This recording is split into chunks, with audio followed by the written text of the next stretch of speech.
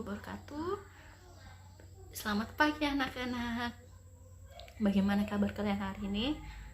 Ibu berharap kalian semua diberi kesehatan ya, agar bisa mengikuti pembelajaran pada hari ini.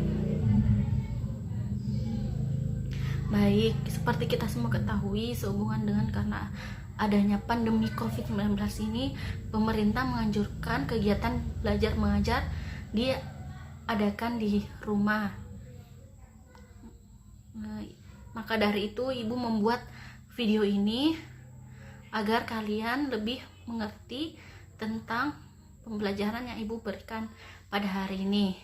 Kita akan membahas tentang konsep dasar ilmu ekonomi.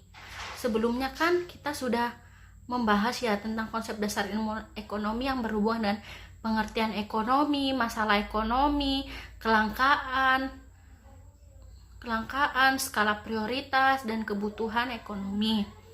Nah, sekarang kita akan mempelajari tentang prinsip ekonomi, motif ekonomi, dan memahami pembagian ilmu ekonomi. Oke, di sini ada tujuan pembelajaran.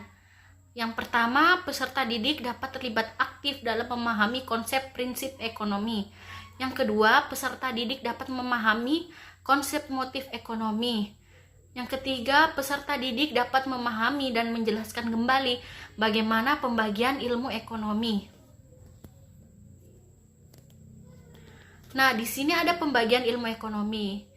Ilmu ekonomi deskriptif, ilmu ekonomi teori ekonomi, terapan, ekonomi mikro, dan ekonomi makro. Ilmu ekonomi deskriptif. Ilmu ekonomi deskriptif yaitu menggambarkan keterangan-keterangan faktual tentang suatu keadaan ekonomi dalam bentuk angka-angka, grafik, kurva, atau penyajian lainnya. Nah, di dalam ilmu ekonomi deskriptif ini contohnya yaitu tentang pendapatan nasional, jumlah pengangguran, dan neraca pembayaran. Seperti itu.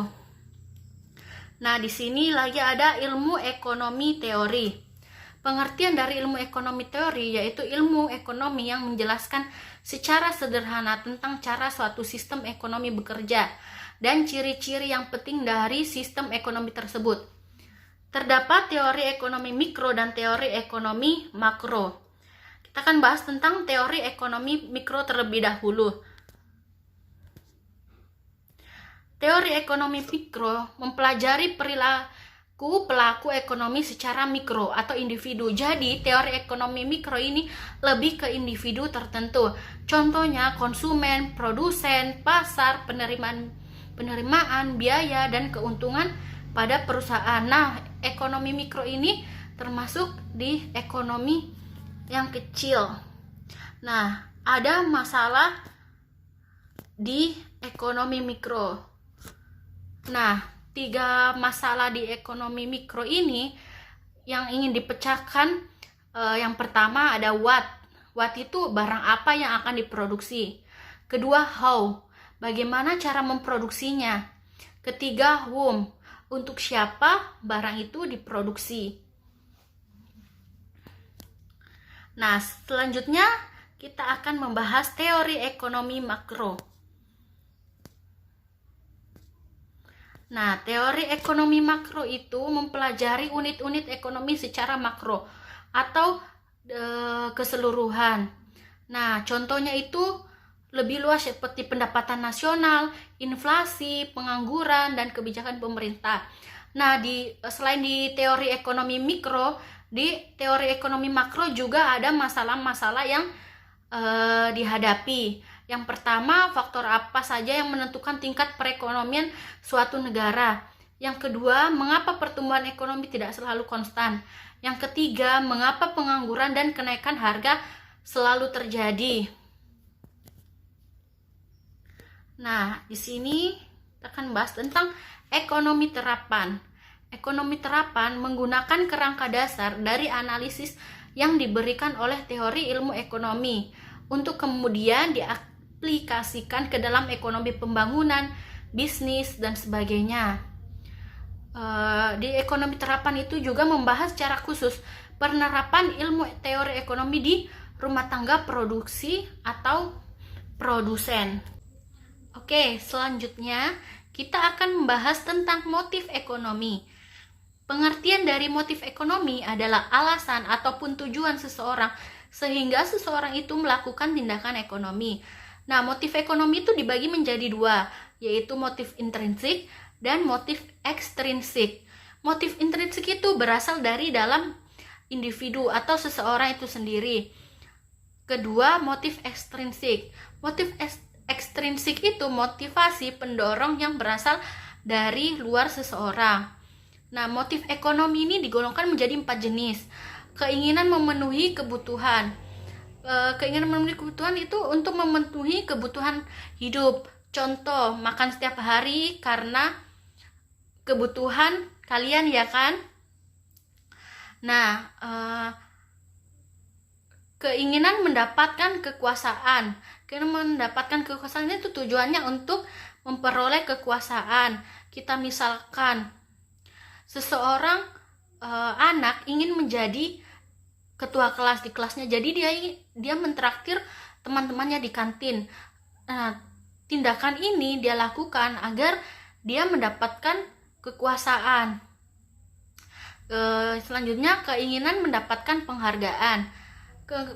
Keinginan mendapatkan penghargaan ini, motif ini dilakukan agar para pelaku bisa dihargai oleh orang lain.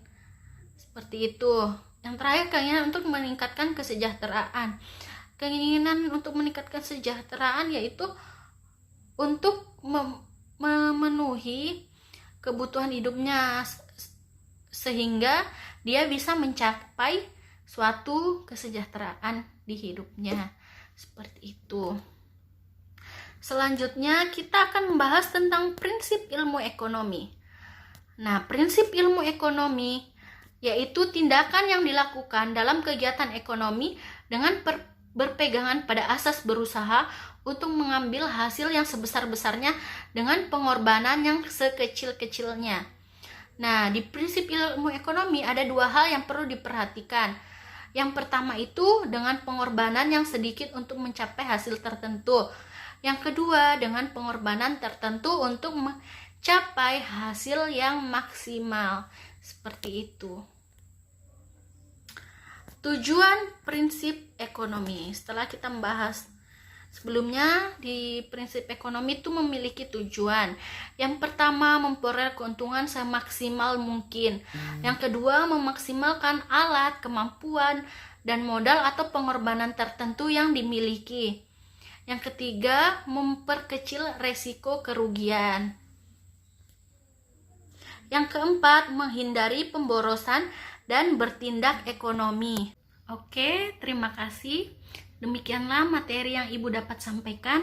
Setelah ini Ibu akan memberikan kalian tugas mengenai materi yang Ibu sudah jelaskan ya yang tadi.